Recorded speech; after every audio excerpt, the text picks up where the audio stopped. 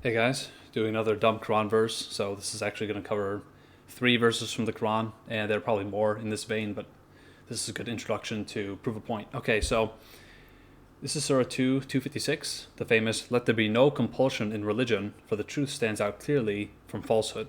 All right? Similarly, down here, 1099, "Had your Lord so willed, O Prophet, all people on earth would certainly have believed, every single one of them. Would you then force them to become believers?" And then finally, this is 50:45, and it says, "We know best what they say, and you, O Prophet, are not there to compel them to believe." All right? So very clearly, Muhammad is not supposed to compel people to believe. There is no compulsion in religion. And why would he try to force them to become believers when Allah has already fixed that out ahead of time? Because if Allah wanted all people to believe, then they would have. But then we get verses like, this is Sahih Muslim 21b, and it says, "I've been commanded to fight against people till they testify to the fact that there is no God but Allah, and believe in me, that I am the messenger from the Lord, and in all that I have brought. And when they do it, their blood and riches are guaranteed protection on my behalf, except where it's justified by law, and their affairs rest with Allah." So, very clearly, this is Muhammad violently compelling people to become a Muslim and accept his religion. All right, totally contradicting what he wrote in the Quran.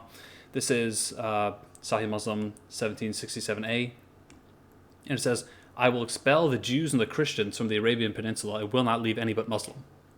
So it sounds like they were compelled, right? No compulsion in religion. It sounds like they were compelled to accept Islam, otherwise get evicted from their house and their entire lands and all their family and all their friends from the entire Arabian Peninsula. Okay, that's compulsion.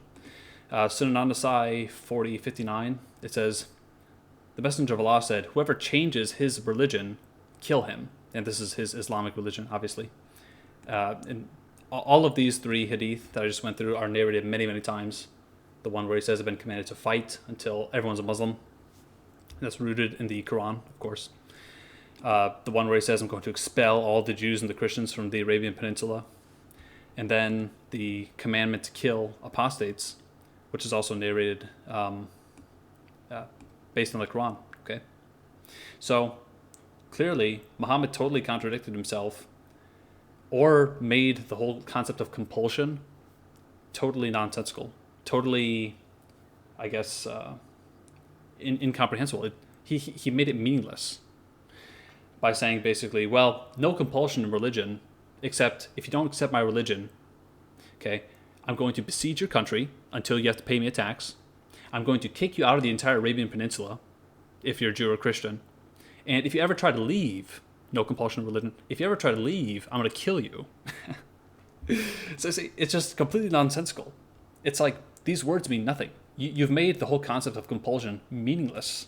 And you've made it apply to no one. I mean, how in the world can you say there's no compulsion in religion if you're killing, taxing, and besieging everyone who doesn't accept your religion? It's just nonsensical. You know, it shows Muhammad was just such a self-contradictory person. You know, he couldn't keep his message consistent. Sometimes, you know, when he was weaker, didn't have the upper hand, it was, "Let there be no compulsion in religion. If the Lord wanted you all to believe, you would. So am I going to force you to believe? No way." And then other times when he had the upper hand, it was, "I'm going to kill you all unless you accept my religion. And if you don't submit, you're going to be killed. If you do, you can pay me a tax.